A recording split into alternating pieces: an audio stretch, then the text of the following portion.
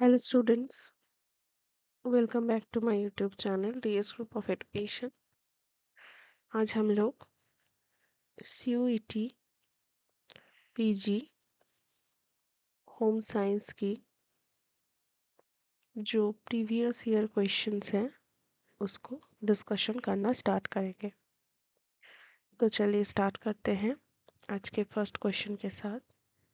अगर कोई मेरे चैनल पर फर्स्ट टाइम आया है एंड चैनल को अभी तक सब्सक्राइब नहीं किया है, चैनल को ज़रूर से सब्सक्राइब कीजिएगा, वीडियो को लाइक कीजिएगा एंड शेयर कीजिएगा। एंड अगर आपको नोट्स परचेस करना है तो आप कैसे कर सकते हैं वो डिटेल्स मैं लास्ट में आप लोगों को शेयर कर दूंगी। एंड फर्स्ट कमेंट में जो नंबर पिन किया होगा उस पर भी आप कांटेक्ट करके मुझसे जान सकते हैं। तो चलिए स्टार्ट करते हैं आज की क्लास। क्वेश्चन नंबर 1 यहाँ पे क्या कहा गया है? क्वेश्चन नंबर 1 यहाँ पे ये कहा गया है कि name the moist heating method in which cooking is carried out in the minimum amount of liquid at a temperature of 80 degree Celsius to 85 degree Celsius. यानी आपको मॉइस्ट हीटिंग मेथड के बारे में बताना होगा, इनमें से कौन सा मेथड है जहाँ पे मिनिमम अमाउंट ऑफ लिक्विड की ज़रूरत होती है और जहाँ पे टेम्परेचर 80 डिग्री सेल्सियस से 85 डिग्री सेल्सियस तक होता है। तो चलिए, जो कोई भी वीडियो देख रहा है कमेंट कीजिए क्या आंसर होगा।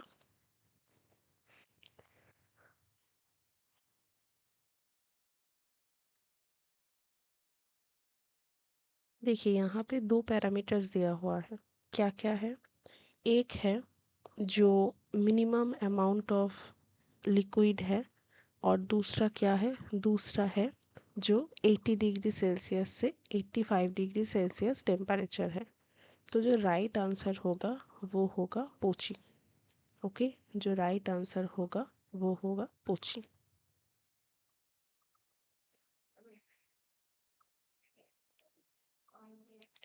Question number 2, which way of coating food implies passing a food through a fine dry or powdery substance in order to coat it? यानी सपोज आप कोई भी एक पकोड़े टाइप के कुछ बना रहे हो तो उसमें आपको कोटिंग देना है, या जो वेजिटेबल स्नैक्स होता है वो आप बना रहे हो उन उसमें आपको कोटिंग देना है। तो उसमें कोटिंग देने के लिए यहाँ पे कहा गया है कि which way of coating food implies passing food, यानी जो फूड होता है उसको पास करना पड़ता है फाइन ड्राई और पाउडरी सब्सटेंस, यानी जो बिस्कुट का जो डस्ट होता है उसमें भी हम दे सकते हैं, है ना, जिसपे वो बहुत ही क्रिस्पी फॉर्म करता है, in order to coat it. यानी बेसिकली आपको ये जो वे कहा गया है इनमें से कौन सा होगा जो उस प्रोसेस को दर्शाता है। तो क्या होगा सेकंड क्वेश्चन का आंसर? सेकंड क्वेश्चन का जो आंसर होगा वो होगा ड्रेजिंग, वो होगा dredging. Next question, question number 3। यहाँ पे आपको लिस्ट 1 के साथ लिस्ट 2 को, यानी एक प्रोटीन के साथ प्रॉपर्टीज को मैच करना है। कोन एल्बुमिन, ओवोम्यूकोइड, एविडिन, ओवोग्लोब्यूलिन। अभी इसके साथ आपको मैच करना है कि किसके साथ क्या होगा। तो क्या होगा राइट आंसर? अगर हम देखें तो बेसिकली यहाँ पे जो कोन एल्बुमिन है वो जो आयरन है, बेसिकली आयरन के एब्जॉर्प्शन में बाधा देता है, तो ए के साथ हो जाएगा 1। नेक्स्ट जो ओवोम्यूकॉइड है वो बेसिकली एक ट्रिप्सिन इनहिबिटर है, ठीक है, बेसिकली ट्रिप्सिन इनहिबिटर है। जो एविडिन है वो बेसिकली क्या है? वो जो बायोटिन है ना, बायोटिन एक विटामिन है। बायोटिन को उसका जो काम है उसको करने में प्रॉब्लम क्रिएट करता है। यानी ये जो एविडिन है ये एक एंटी विटामिन है, ये एक एंटी विटामिन है। तो सी के साथ हो जाएगा 4। ए के साथ 1, बी के साथ 2 एंड सी के साथ 4। तो ओहो ग्लोब्यूलिन क्या होगा? इट बेसिकली दो कंपोनेंट्स G1 और G2 and both are excellent foaming agent, यानी फोम फॉर्मेशन में ये हेल्प करता है। तो जो ऑप्शन 3 है, यानी this option is the correct answer for this question.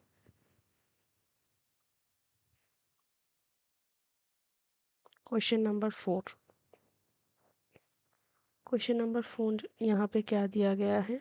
Name the propellant gas used for pasteurised packaged foods from the following options, यानी वो कौन सा गैस है जो बेसिकली यूज़ किया जाता है कोई भी पैकेज्ड फूड आइटम को पास्चुराइज्ड करने के लिए।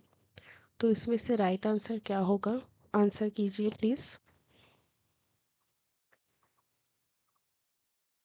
देखिए, जब भी गैस को यूज़ किया जाता है, वो भी पैकेजिंग के लिए ड्यूरिंग द पास्चुराइजेशन प्रोसेस, तो वो बेसिकली क्या होता है? वो बेसिकली CO2 होता है।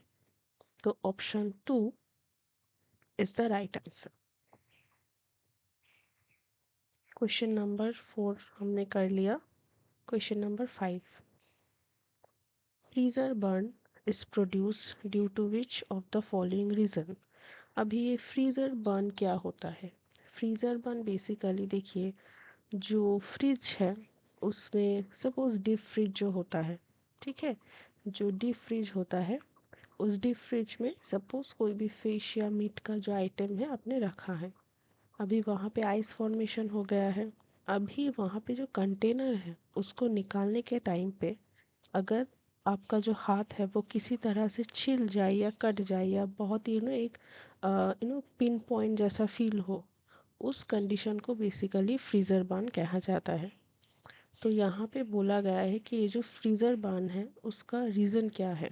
तो आंसर कीजिए इस क्वेश्चन का।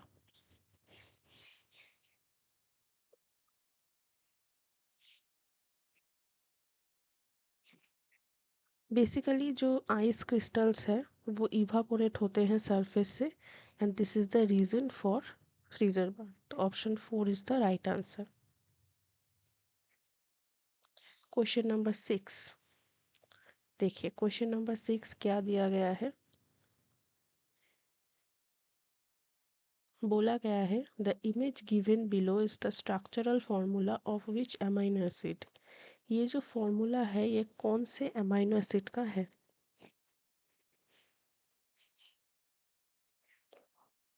तो ये बेसिकली जो है बायोकेमिस्ट्री पोर्शन से है। इसका राइट आंसर क्या होगा? प्लीज़ आंसर कीजिए। ये जो स्ट्रक्चर है ये कौन से अमाइनो एसिड का है? ये बेसिकली मिथियोनाइन का है। तो option 4 is the right answer.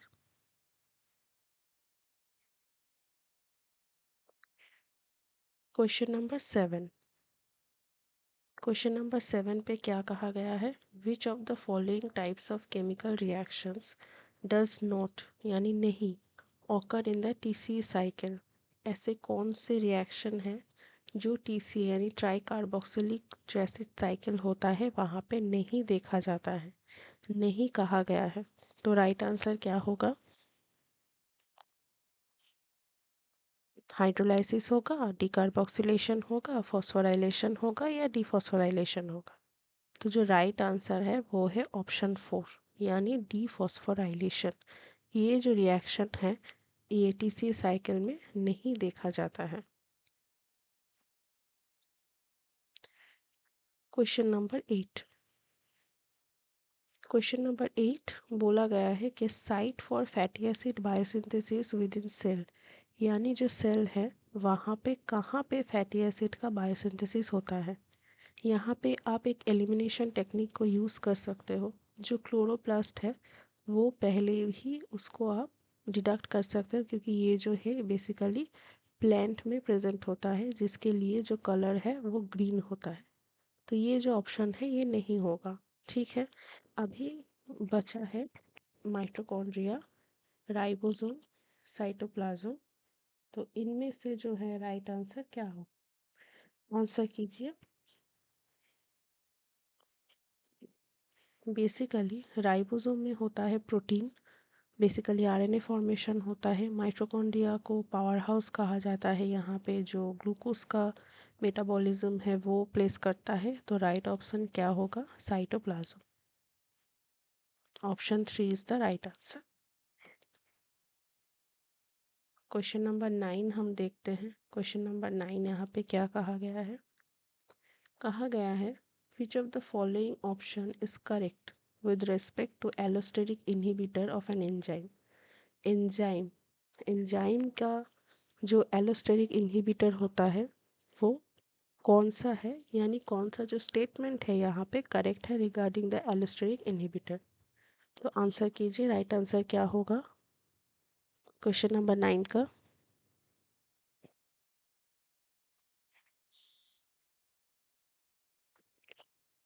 Basically जो एलोस्टेरिक इनहिबिटर होता है वो फीडबैक रेगुलेशन पे पार्टिसिपेट नहीं करता है।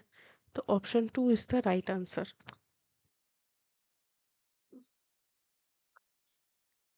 Next question, question 10।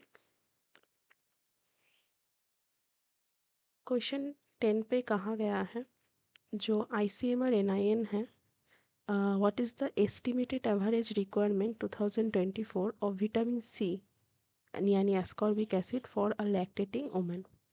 यानी जो स्तनदात्री माएँ हैं उन माओं के लिए विटामिन सी का जो रिक्वायरमेंट है वो 2024 के जो डेटा है एस्टिमेटेड एवरेज रिक्वायरमेंट और ईएआर उसके अकॉर्डिंग क्या है?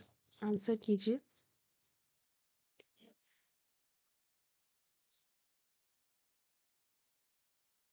क्या होगा राइट आंसर?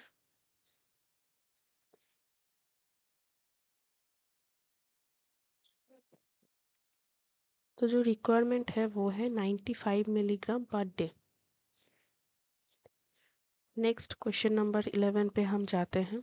यहाँ पे क्या कहा गया है? विच component of protein contributes maximum percentage of total plasma protein। Protein का वो कौन सा पार्ट है जो टोटल प्लाज्मा प्रोटीन में सबसे ज़्यादा कंट्रीब्यूट करता है, यानी सबसे ज़्यादा उसका परसेंटेज होता है? कौन होगा? आंसर कीजिए। क्वेश्चन नंबर 11 का राइट आंसर क्या होगा?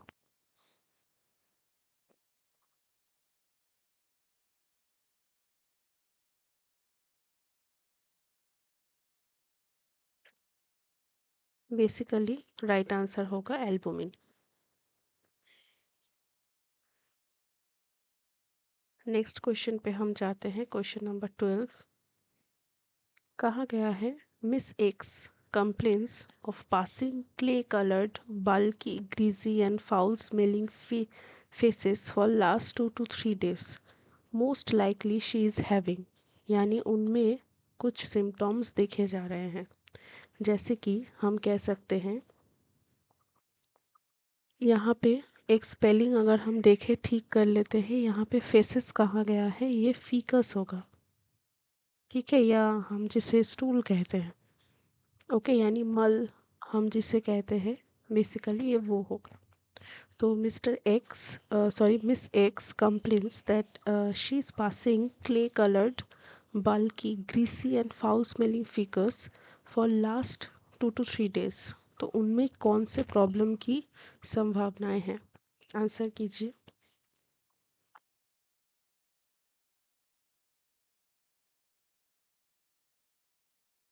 राइट आंसर क्या होगा? देखिए, क्ले कलर्ड यानी मिट्टी का जो कलर होता है, बल्क यानी बहुत ही हैवी, एंड ग्रीसी यानी चिपचिपा, एंड बहुत ही गंदा स्मेल है।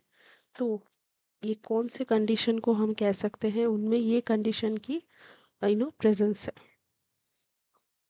जो राइट आंसर होगा वो होगा ऑब्स्ट्रक्शन ऑफ बाइल डक्ट्स, यानी जो गॉल ब्लैडर है उसके साइड में जो बाइल डक्ट है वो बाइल डक्ट जो है वो बेसिकली क्या कर रहा है? ऑब्स्ट्रक्ट कर रहा है, यानी वहाँ से जो भी बाइल जाना चाहिए for the metabolism of fat वो नहीं हो रहा है।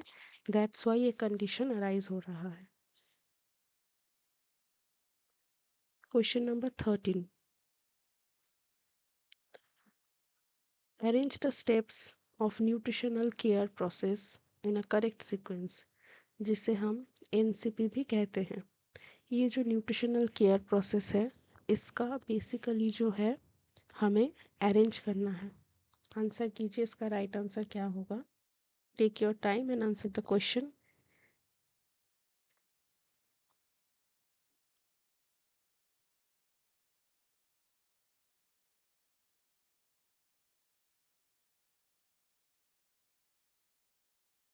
देखिए, फर्स्ट हमें क्या करना है।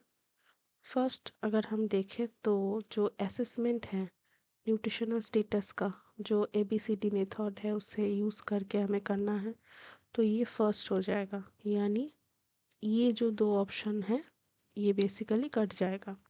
नेक्स्ट क्या है, उसके बाद अगर हम देखें आइडेंटिफिकेशन ऑफ प्रॉब्लम, हमने मेथड यूज़ कर लिए, हमने देख ली कि अच्छा ये चीज़ उनमें ज़्यादा है, ये चीज़ उनमें कम है, तो वहाँ से हमें पता चल जाएगा कि कौन सा प्रॉब्लम है, तो ये सेकंड होगा। तो यहाँ पे भी बी है, यहाँ पे भी सी है, ठीक है। नेक्स्ट नेक्स्ट अगर हम देखें तो प्लानिंग फॉर न्यूट्रिशनल केयर, अभी जो प्रॉब्लम आइडेंटिफाइड हुए हैं उनके अकॉर्डिंग हमें न्यूट्रिशनल केयर प्रोसेस करना है। तो जो ऑप्शन ए है वो 3 नंबर हो जाएगा। यानी राइट आंसर क्या होगा, राइट आंसर ऑप्शन 2 होगा। एंड नंबर 4 क्या होगा, implementation of nutritional care by determining the nutritional intervention. अगर उस व्यक्ति में या उन महिलाओं में अगर विटामिन ए की कमी है, तो उस अकॉर्डिंग हमें उनको सप्लीमेंट्स देना है या दूसरा जो केयर प्रोसेस है वो उनमें देना है। एंड लास्ट में क्या होगा, इवैल्यूएशन, जो भी न्यूट्रिशनल केयर हमने प्रोवाइड किया है उसको ही हमको इवैल्यूएट करना है। तो दिस आर द स्टेजेस।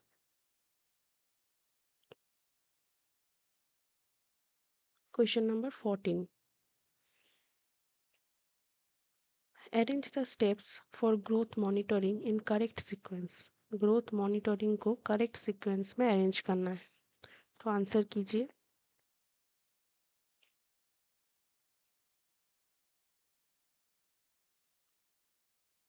किस अकॉर्डिंग होगा।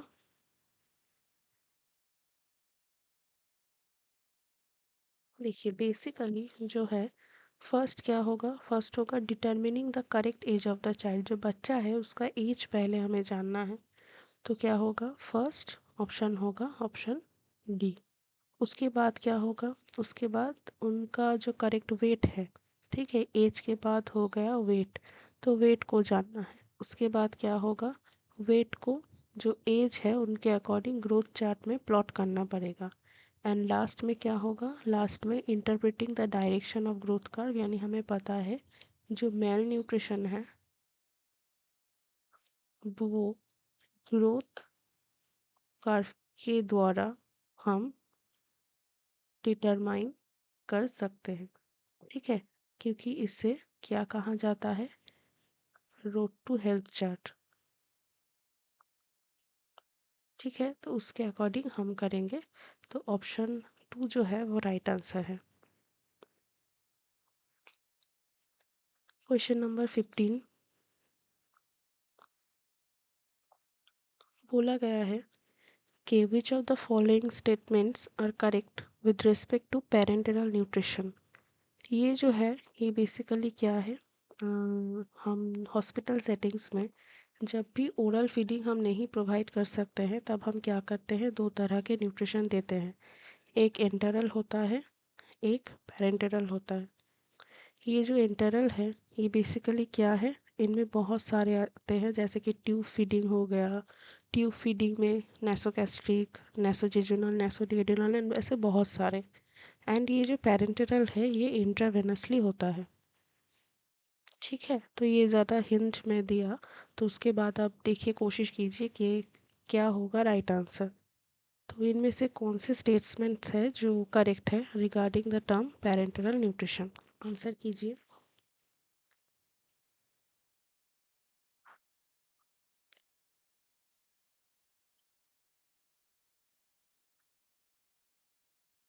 देखिए, पहले क्या होगा, पहले ये जो लिखा गया है इंट्रावेनस, यहीं पे हमें पता चल जाता है कि ऑप्शन बी तो होगा ही, है ना, इंट्रावेनस यहाँ पे लिखा हुआ है। ओके, उसके बाद क्या होगा, उसके बाद अगर हम देखें तो हु कैन नॉट ईट और whose gastrointestinal tracts are dysfunctional, उन्हीं को प्रोवाइड किया जाता है। ठीक है, तो ऑप्शन डी भी होगा। तो यहाँ पे भी होगा, यहाँ पे भी होगा, पर यहाँ पे एक्स्ट्रा और एक पॉइंट होगा, that is the nutrient solutions are introduce directly into the blood stream through a catheter. And ये जो सोल्यूशन है ये different type of supplement solution होता है, different type of polymeric solution होता है, उसके अकॉर्डिंग प्रोवाइड करना पड़ता है। तो ऑप्शन सी भी होगा। तो ऑप्शन फोर जो है वो राइट आंसर है।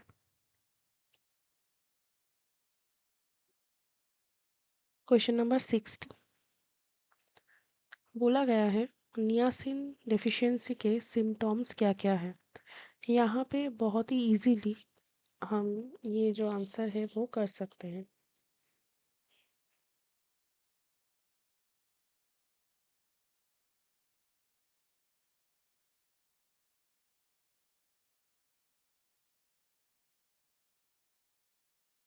यहाँ पे जो चार ऑप्शंस है ये चारों ऑप्शंस यहाँ पे होंगे, that is Castle's necklace, dementia, delirium and diarrhoea. Okay, तो जो ऑप्शन थ्री है वो राइट आंसर है। Question number 17 identify among the following which is not a common adulterant in coffee. यानी कॉफ़ी को एडल्टरेट करने के लिए कौन से ऐसे चीज़ है जिससे जनरली यूज़ किया नहीं जाता है। तो आंसर कीजिए।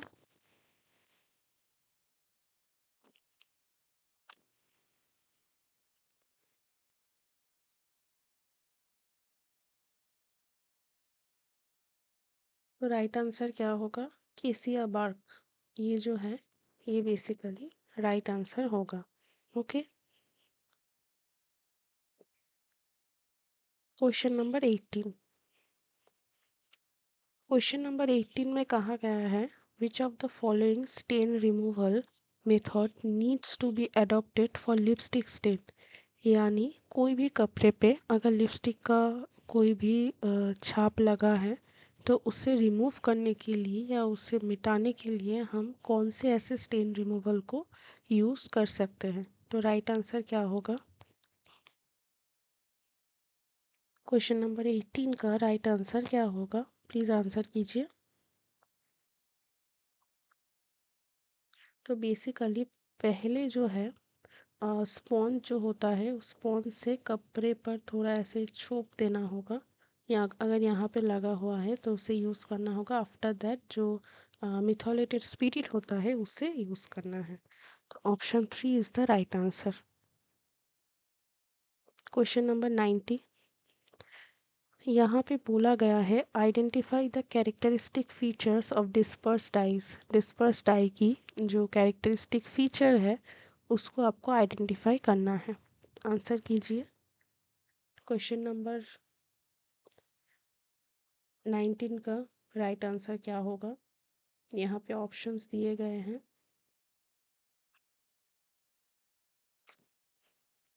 बेसिकली ये जो है ये डिज़ोल्व होता है ऑर्गेनिक सॉल्वेंट में। और क्या है, और ये बेसिकली वाटर इंसॉल्युबल डाई होता है। Synthetic polyester and acetate fibre पे, समटाइम्स नायलॉन और एक्राइलिक फाइबर पे भी इसे यूज़ किया जाता है। और क्या है, और जो है नॉन आयोनिक डाइज होता है एंड जिसका मॉलिक्यूलर वेट भी कम होता है। तो option one is the right answer. Question number 20। Question number 20 यहाँ पे आपको मैच करना है। देखिए क्वेश्चन नंबर 20 का राइट आंसर क्या होगा। अगर हम देखें तो यहाँ पे जो है प्रोफेशन और ऑक्यूपेशन दिया गया है, उसके साथ सिलेक्शन ऑफ क्लोथिंग को मेंशन किया गया है। यानी सपोज एथलीट्स वो किस तरह के कपड़े पहनेंगे, जो ड्राइवर्स वो किस तरह के कपड़े पहनेंगे, जो एस्ट्रोनॉट वो किस तरह के कपड़े पहनेंगे, एंड जो होम मेकर होते हैं वो किस तरह के कपड़े पहनेंगे। तो आंसर कीजिए, राइट आंसर क्या होगा।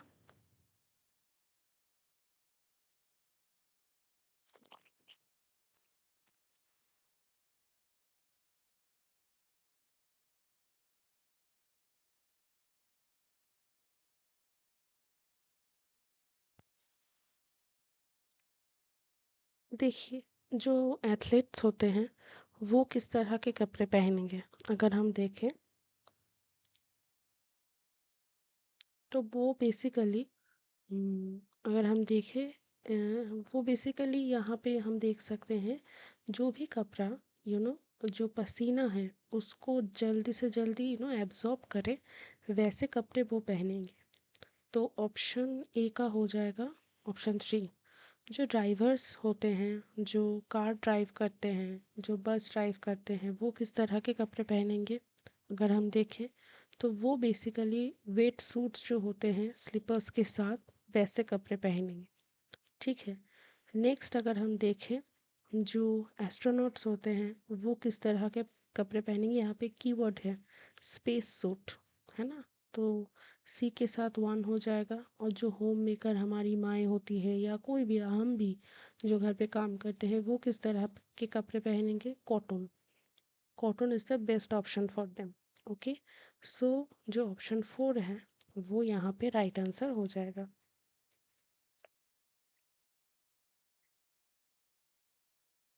Question number 21। Identify the unfavourable properties of silk fibre. Silk fibre की कुछ अनफेवरेबल प्रॉपर्टीज आपको यहाँ पे मेंशन करना है। तो क्वेश्चन नंबर 21 का राइट आंसर क्या होगा। देखिए, सेंसिटिव टू हीट होता है। ओके, यानी बी तो होगा ही। और क्या हो गया। और अगर हम देखें तो ये बेसिकली जो है they have poor resistant to prolonged exposure to sunlight. ज़्यादा देर तक अगर हम इसे धूप में रख दें तो वो डिस्कलर्ड हो जाता है। एंड मॉथ भी इसे अटैक कर सकता है। तो सी भी होगा, यानी जो ए है वो नहीं होगा, जो ऑप्शन ए है वो नहीं होगा। और क्या होगा, damaged by alkalies but resistant to acid, यानी ऑप्शन डी होगा। ठीक है। तो अगर हम देखें तो option four is the right answer. Question number 24। Which type of novelty yarns resemble caterpillars as tufts of fibers are inserted uniformly in the yarn twist perpendicular to the yarn। कौन से ऐसे yarn यानी धागे को हम ज़्यादातर use करते हैं। आंसर कीजिए। बेसिकली जो चेनाइल yarn होता है ज़्यादातर हम उसे ही यूज़ करते हैं। Question number 23। Which among the following is not a primary operation in the motions of the loom।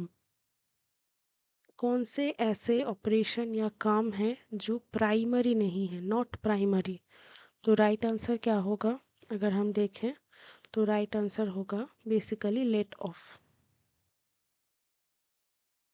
Question number देखें अगर हम 24 में कहा गया है which type of knit fabric resembles a miniature honeycomb pattern is usually seen in sports wear. Sports wear में ऐसे कौन से नीटवेयर है जो ऐसा फील देता है लाइक अ मिनिएचर हनीकॉम्ब। तो राइट आंसर क्या होगा। बेसिकली जो पिक होता है वो राइट आंसर होगा। एंड आज का last question, question number 25। Arrange commonly employed steps in printing the fabrics in order of their implementation। ठीक है, यानी आपको स्टेप्स में अरेंज करना है कि जो कॉमनली एम्प्लॉयड स्टेप्स होते हैं फैब्रिक को प्रिंट करने के लिए वो कौन कौन से कैसे ऑर्डर में उसको हम प्लेस करते हैं। तो राइट आंसर क्या होगा। देखिए, फर्स्ट क्या होगा, फर्स्ट होगा preparation of the fabric and print paste. जो भी प्रिंट आप करोगे, जो भी फैब्रिक पर आप वो करोगे उसको आपको रेडी करना है। उसके बाद क्या होगा, उसके बाद प्रिंटिंग करना है। जो भी फैब्रिक पे आप प्रिंटिंग करोगे उसको प्रिंट करना है। उसके बाद क्या होगा, जो ड्राइंग है सुखाना पड़ेगा आपको। उसके बाद क्या होगा, फिक्स करना होगा जो भी आपने डाई किया है उसको, डाई स्टफ को। एंड लास्ट क्या होगा, washing of the shopping treatment. तो जो ऑप्शन थ्री है वो आपका राइट आंसर हो जाएगा।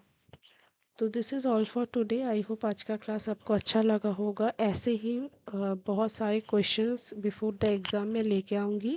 एंड अगर आपको पेड बैच लेना है या कोई भी टॉपिक पर आपको क्लास चाहिए तो आप मुझे कमेंट में भी मेंशन कर सकते हैं। एंड पेड बैच रिगार्डिंग कोई भी डाउट हो तो फर्स्ट कमेंट में एक नंबर पिन किया हुआ है, आप उसमें भी आप मुझको मैसेज कर सकते हो। So thank you for watching my this video. And और भी वीडियोस के लिए चैनल को लाइक कीजिए, सब्सक्राइब कीजिए एंड अपने दोस्तों के साथ शेयर कीजिए जो भी CUET PG होम साइंस की प्रिपरेशन कर रहे हैं। So thank you for watching, keep study and wish you all the success. Thank you.